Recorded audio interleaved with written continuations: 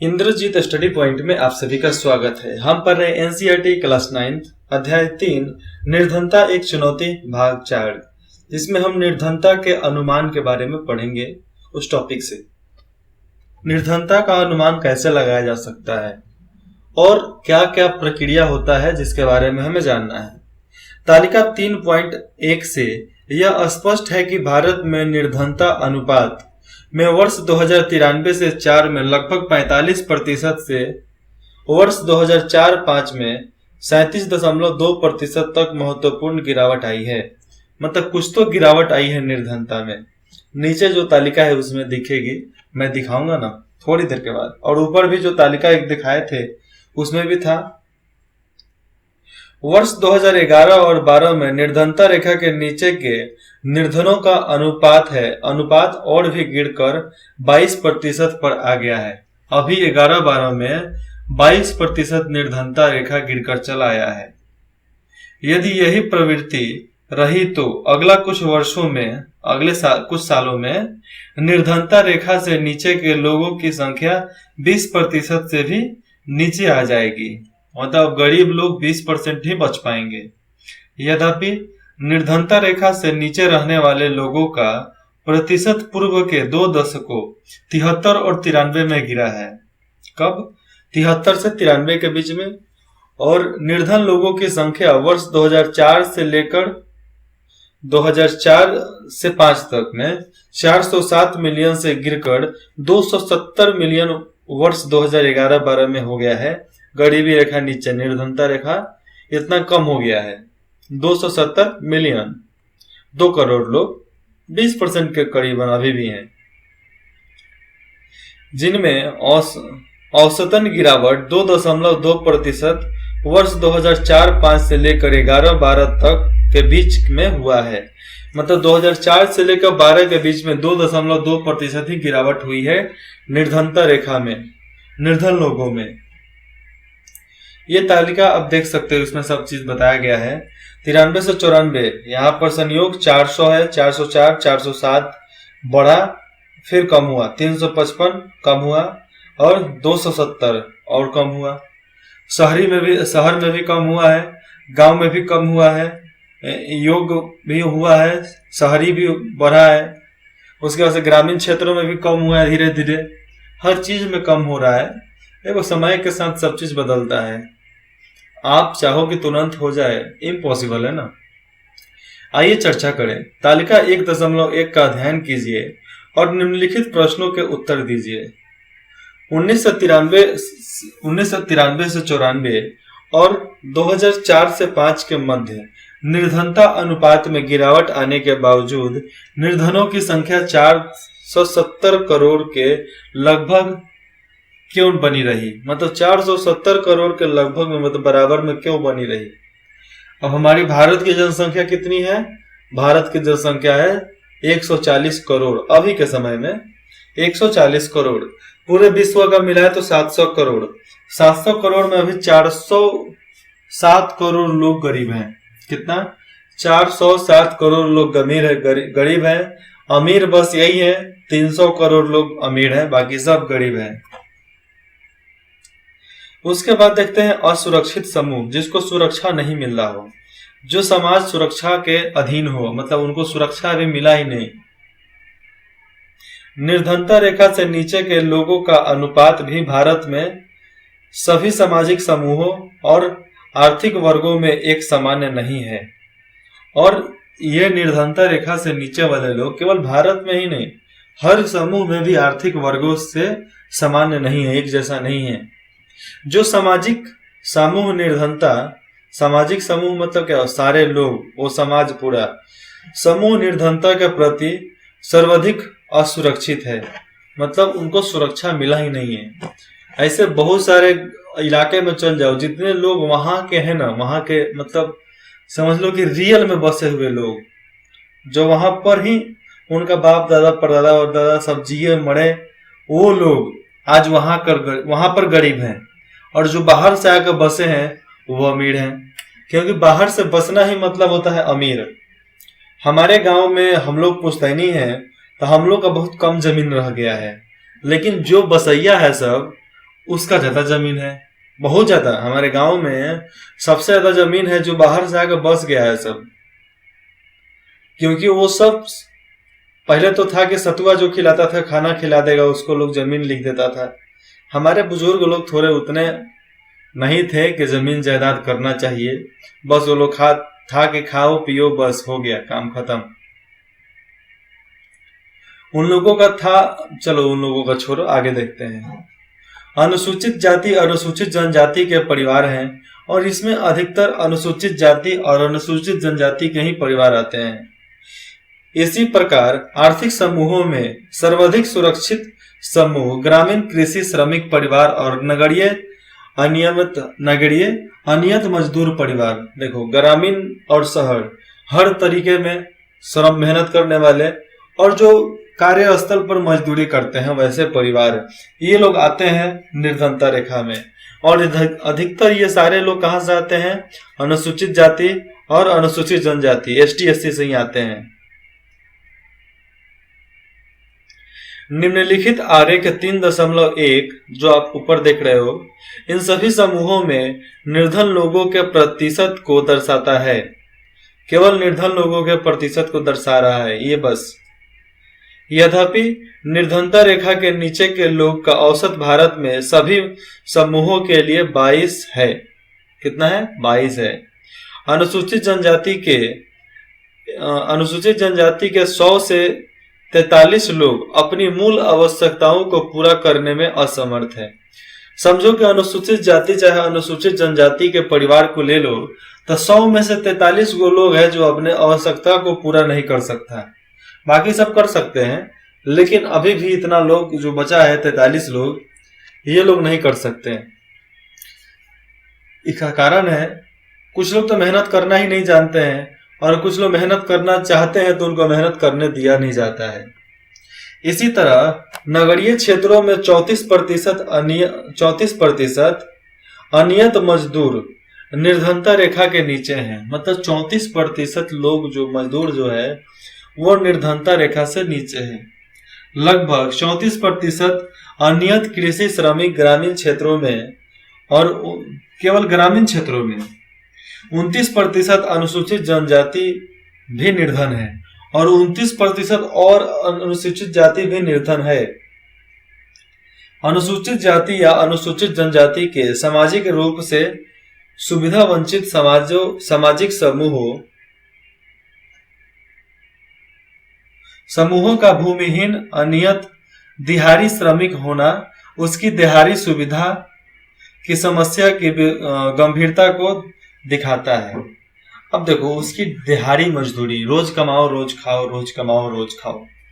कोई भी जाति हो, अनुसूचित जाति चाहे अनुसूचित जनजाति, रोज कमाओ रोज खाओ, ये बात अलग हो गया। ठीक है, ये मानते हैं ऐसा है। लेकिन मैं जितना जानता हूं अनुसूचित जनजाति को चाहे अनुसूचित जाति को, हमारे पास में भी जो है और हमारे बाहर में भी जो है, इन लोगों को पैसा कमाने की कमी नहीं होती है। पैसा बहुत कमाते हैं, बहुत ज्यादा कमाते हैं। समझो कि एक आम इंसान से ज्यादा ही कमाते हैं। पूरा परिवार मिल जाए तो एक आम इंसान से ज्यादा कमाता है। जो नौकरी पेशा आदमी है उससे बेसी कमाता है। लेकिन ये लोग कमाते हैं लेकिन उसको खर्च भी कर देते हैं, इसलिए वो निर्धन है। कमा कर वही पैसा बचा लो तो तुमको खर्च नहीं होगा, और जो बच जाएगा उससे अपना डेवलपमेंट का काम करो, अपना घर बनाओ, अपना समाज बनाओ और अपना सब चीज बिजनेस चलाओ। नौकरी का क्या रखना है। और ये अनुसूचित जनजाति अनुसूचित जाति, ये लोग नौकरी नहीं करते हैं, ये लोग अपना व्यवसाय होता है इनका।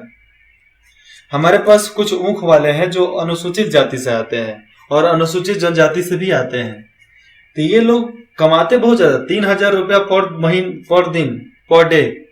मतलब समझ लो कि 1500 से 3,000 रुपया रोज कमाते हैं। ठीक है, सब काट छाट कर इन लोगों को 800 रुपया रोज का बचता है। 800 रुपया सब काट छाट कर 800 रुपया बचता है। और फिर उसके बाद से खाना खा लो, दिन भर में 200 रुपया खाना खाओगे, 600 रुपया बच जाएगा सब काम करने के बाद। अगर उस 600 रुपया को तुम जमाओगे तो तुम्हारा वो खत्म होगा? नहीं खत्म होगा। 600 रुपया 10 दिन में 6,000 होता है, 30 दिन में 18,000 होता है। और एक परिवार में 4-4 है, 5-5 है, समझ लो यार, 2 है, 18 दूना 34,000 हुआ। 34,000 रुपया कम नहीं होता है ना। लेकिन इन लोगों को शिक्षा की जरूरत है। किस चीज की? शिक्षा की जरूरत है। रुपए उपए तो सब आम बात है, वो तो मोह माया है। शिक्षा दे दो, सब बेड़ा पार लग जाएगा। ये देखो, इस वर्ग में प्रति 100 पुरुष में निर्धनता की संख्या, प्रति 100 में अनुसूचित जाति 43 गो निर्धन है, अनुसूचित जनजाति 29 गो है। भारतीय निर्धनता अनुपात औसत 22 गो है। अनियत कृषि श्रमिक ग्रामीण 34 गो लोग हैं जो हमेशा नीचे रहते हैं, निर्धनता में, गरीबी रेखा में है। अनियत गैर कृषि श्रमिक शहरी, और शहर में 34, हर 100 में 34 लोग जो होते हैं उन लोगों का हालत बेहाल होता है, गड़बड़ होता है। ये चित्र आप देख सकते हैं। एक परिवार में कितना औरत है? 1 2 3 औरत है, एक पुरुष जो बेचने आया है, ठीक है, नहीं 4 औरत है और 3 बच्चे हैं। ये क्या बोल रहा है? मैं शहर में भी पर्याप्त पैसा प्राप्त नहीं कर सका, इतनी अनियमित आय में मैं अपने बच्चों को विद्यालय कैसे भेजूंगा। और ये बाप है, ये जो खिलौने लिया है वो बाप है। मतलब शहर में रहते हुए भी पैसा नहीं कमाया तो अपने बच्चे को स्कूल में पढ़ने के लिए क्या खाक भेजेगा?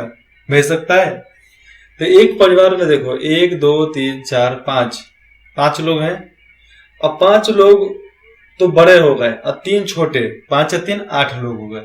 तो 8 परिवार को चलाने के लिए करीबन 10,000 रुपया चाहिए मंथली, खाना खाने के लिए। केवल 2 वक्त का खाना खाने के लिए 10,000 8,000 चाहिए, उससे कम में काम नहीं चलने वाला।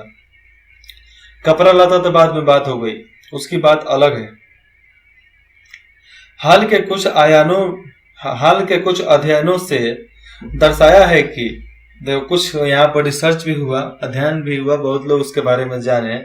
उसके अनुसार दर्शाया गया है 1990 के दशक के दौरान अनुसूचित जाति परिवारों को छोड़कर, जो अनुसूचित जाति हैं उनके परिवारों को छोड़कर अन्य सभी तीनों समूह अनुसूचित जाति, ग्रामीण कृषि श्रमिक और शहरी अनियमित मजदूर परिवार में निर्धनता में कमी आई है। जैसे हम देखो, अनुसूचित जाति बहुत लोग पढ़ना लिखना जान गए, कमाना जान गए तो कमा रहे हैं।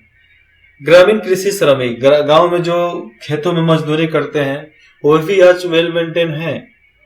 शहरी अनियमित मजदूर परिवार, जो शहर में ना चाहते हुए भी बिल्डिंग वगैरह बनता है तो वहां पर मजदूरी का काम करते हैं, उन लोग भी एक तरह से अब ठीक हो रहा है, धीरे धीरे ठीक हो रहा है। मैं निर्धनता में कमी आई है, सब में निर्धनता में कमी आई है। इन सामाजिक समूह के अतिरिक्त परिवारों में भी आय समानता है, परिवारों में भी बराबर की कमाई है। निर्धन परिवार में सभी लोगों को कठिनाइयों का सामना करना पड़ता है और गरीब परिवार में सब किसी को अलग अलग कठिनाइयां भी होती है। लेकिन कुछ लोग दूसरों से अधिक कठिनाइयों का सामना करते हैं और लेकिन कुछ लोग बहुत ज्यादा कठिनाई का सामना करते हैं। पानी नहीं, खाना नहीं, बाथरूम नहीं, ऊपर घर नहीं, झोपड़ी नहीं, पानी आए तो जमीन का टेंशन, बरसात आ जाए तो घर में पानी घुस जाता है, लोग रहता कहाँ है, उनको बहुत दिक्कत होता है। कुछ संदर्भों में महिलाओं, वृद्ध लोगों और बच्चों को भी ढंग से परिवार के उपलब्ध संसाधनों तक पहुंच से वंचित किया जाता है। और कुछ जो महिला है, वृद्ध लोग हैं, बूढ़े हैं, बच्चे हैं, परिवार के जो लोग हैं, उनको बहुत सारे संसाधन से वंचित रखा जाता है। एक टाइम पर खाना खाकर दूसर का टाइम भूखे सोना पड़ता है। आज भी वो स्थिति है, बहुत घर में, बहुत परिवार में स्थिति है। 40 रुपए का कोई चावल खरीद कर लाता है तो एक चावल सुबह खाएगा तो बस काम चलो, अब फिर कल सुबह ही खाना मिलेगा, पानी पीकर सोना है। वह भी पानी म्युनिसिपैलिटी के गटर वाला पानी मिलेगा, उसी को पीकर काम चलाना है। क्या करोगे? जिंदगी जीना है तो सब चीज झेलना ही पड़ेगा। देखो, एक कहानी के माध्यम से समझाते हैं आगे की बात। शिवरमन की कहानी। यहाँ पर एक गांव में शिवरमन रहता है। तो शिवरमन तमिलनाडु में करूर कस्बे के निकट एक छोटे से गांव में रहता है। करूर हथकरघा मतलब हाथ से बनाने वाले सामान जहां बनता है उसको हथकरघा बोलते हैं। हथकरघा बिजली करखा के अपने कपड़ों के लिए प्रसिद्ध है। हाथ से और बिजली से बना हुआ कपड़ा वहां बनता है, उससे प्रसिद्ध है। गांव में 100 परिवार रहते हैं। शिवरमन आर्योथांथियार, जिसको बोलते हैं मोची, इंग्लिश वाले कुछ भी बोल सकते हैं, देखो बोल दिया आर्योथांथियार, जो मोची जाति का है। मोची मतलब चमार। और अब वह 160 रुपया प्रतिदिन के हिसाब से एक खेतिहर मजदूर के रूप में काम करता है। 160 रुपए के रोज का मजदूरी पे वो काम करता है, लेकिन उसे यह काम वर्ष में मात्र 5 या 6 महीने मिलता है। बाकी का 7 महीना क्या करता है? वही भूखे दूसरा काम करना पड़ता है। अन्य समय में वह गांव में दूसरे छोटे मोटे काम करता है। गांव में बहुत सारा काम होता है, उसको कर लेता है। उसकी पत्नी, जिसका नाम है शशिकला, किसका पति का नाम है शशिकला? शिवरमन के पति का नाम है शशिकला। वह भी उसके साथ काम करती है, लेकिन इन दिनों उसे कभी कभी ही काम मिल पाता है। यदि मिलता भी है तो उसी काम के लिए जो शिवराम करता है उसे 100 रुपये प्रतिदिन मिलता है। परिवार में 8 सदस्य हैं। शिवरमन की 65 वर्ष की वृद्धा विधवा माँ है, मतलब उनके पिता नहीं है और उनकी विधवा माँ है जिनको भी देखभाल करना है। विधवा माँ बीमार है और प्रतिदिन के कामों में उसे सहायता की आवश्यकता पड़ती है, और हर दिन सहायता की आवश्यकता पड़ती है। उसकी 25 वर्ष की एक अविवाहित, जिसका विवाह नहीं हुआ है, अविवाहित बहन है, और उसके अपने 4 बच्चे हैं। और उस बहन के नहीं, और शिवरमन के 4 बच्चे हैं, जिसकी आयु 1 वर्ष से 16 वर्ष के बीच है। जो 4 बच्चे 1 वर्ष से लेकर 16 वर्ष के बीच में उनका सारे बच्चे का उम्र है। उनमें से 3 लड़कियां हैं और सबसे छोटा बेटा है। सबसे छोटा बेटा है। कोई भी लड़की विद्यालय नहीं जाती, पैसे नहीं बचता है, विद्यालय कहाँ से जाएंगे? तुम पढ़ने लायक हो तो पढ़ रहे हो। लड़कियों के लिए विद्यालय की पुस्तकें और अन्य वस्तुएं खरीदना विलासिता है और उसके बस से बाहर है।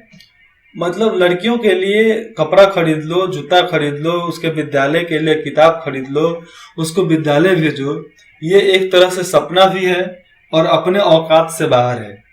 क्या है? उन लोगों के औकात से बाहर है, वो लोग नहीं भेज सकते। फिर एक दिन उनकी शादी भी करनी है और फिर शादी भी करना है, इसलिए वह अभी उनकी शिक्षा पर खर्च नहीं करना चाहता। अगर शिक्षा पर खर्च करता तो शादी करने की टेंशन ही नहीं होती। उसकी माँ की अब जाने की कोई इच्छा नहीं है। अब उसकी माँ जो है, अब जीने की, यहाँ पर जाने बोल दी है, जीने की कोई उनकी इच्छा नहीं है। अब वो एकदम समझ लो कि मरने लायक हो गई हैं और वह मृत्यु के प्रतीक्षा कर रही हैं, मरने के लिए अब इंतजार कर रही हैं। उसकी बहन और सबसे बड़ी लड़की, उसकी बहन शिवरमन के और सबसे बड़ी लड़की घर का काम करती हैं। शिवरमन अपने बेटे को बड़ा होने पर विद्यालय भेजना चाहता है और शिवरमन चाहता है कि मेरा बेटा विद्यालय में जाकर पढ़े बड़ा होकर। उसकी अविवाहित बहन की उसकी पत्नी के साथ नहीं बनती और हर ननद बहू में बनता नहीं है, पटता नहीं है। ननद बहू की बात छोड़ दो, ठीक है। शशिकला जो उसकी पत्नी थी शिवरमन के, उसे एक बोझ समझती है और उस बहन को बोझ समझती है। लेकिन शिवरमन धन की कमी के कारण उसके लिए कोई योग्य अच्छा लड़का ढूंढ नहीं पाता है। यद्यपि उसके परिवार को दो जन की रोटी का प्रबंध, मतलब 2 टाइम के रोटी का प्रबंध करना भी कठिन हो रहा है। मतलब 2 टाइम का खाना जुटाने के लिए भी इन लोगों को सोचना पड़ता है। शिवरमन मात्र अपने बेटे के लिए कभी कभी दूध खरीद लेते हैं और शिवरमन जो है अपने बेटे के लिए कभी कभी दूध को खरीद कर लाता है। समझो कि दूध खरीदने की भी औकात नहीं है। दूध खरीदना, दूध तो सबसे अहम होता है ना, सबसे ज्यादा चाव से लोग पीता है। आइए चर्चा करें।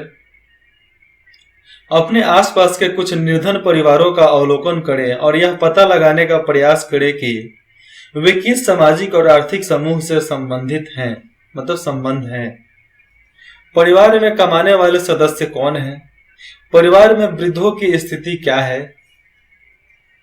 क्या सभी बच्चे लड़के या लड़कियां विद्यालय जाते हैं? ये सब मालूम करो अपने भी घर में, अपने परिवार के, अपने पटीदार में, अपने बाजू वाले इलाकों में, सबका मालूम करो। समय बहुत ज्यादा हो गया। अब आगे अगले अध्याय में पढ़ेंगे अंतरजजीय असामान्यता। क्या? अंतर अंतर अजीय समानता। इसके बारे में थोड़ा सा मतलब एक तरह से समझो कि उल्टे किस्म से समझाया गया है इसमें, जो हम अगले अध्याय में बताते हैं। Don't worry. अगर आपको कुछ भी डाउट हो तो आप कमेंट करके बता सकते हैं। इंद्रजीत स्टडी पॉइंट में आप सभी का स्वागत है। सॉरी।